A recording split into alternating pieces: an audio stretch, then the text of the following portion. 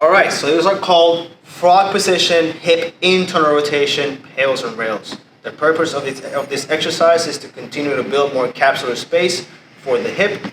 In this case, we want to be more specific, training that frog position, which is going to be very transferable for people that do powerlifting like sumo deadlifting, also basketball players that shift from side to side, football players, basically any sport that requires you to move in a lateral way. So, Nick, you're going to go ahead and open up your legs a little bit more, as much as you can handle.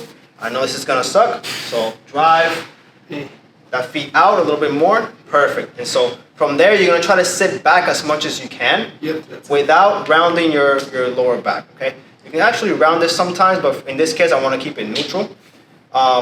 Nick, you can experiment with different positions that you would like.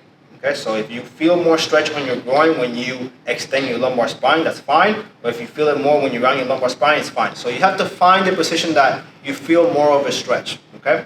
So from here, the PAILS, the progressive isometric loading, is going to be driving our feet down to the ground by externally rotating the hip.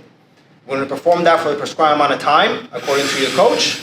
So let's go ahead and do that. He's driving his feet down to the ground, trying to externally rotate the hip. So go ahead and do that for another 3, 2, 1. For the rails, he's going to use those lateral glute minimus muscles and try to lift the foot off the ground.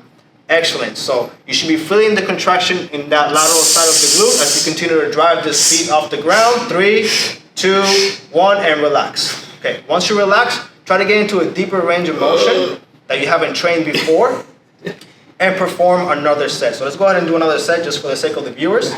Let's go ahead and press down. 100% effort. Good. Externally rotating the hip. 5, 4, 3, 2, 1. Then try to lift the feet off the ground. Performing internal rotation of the hip. Good. Good. Notice that he cannot lift the feet off the ground. That means that he's at his end range.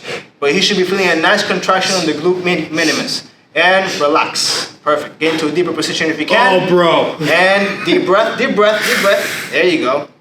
You're trying to access more range of motion. That way you can train it and make it stronger. Good. Done.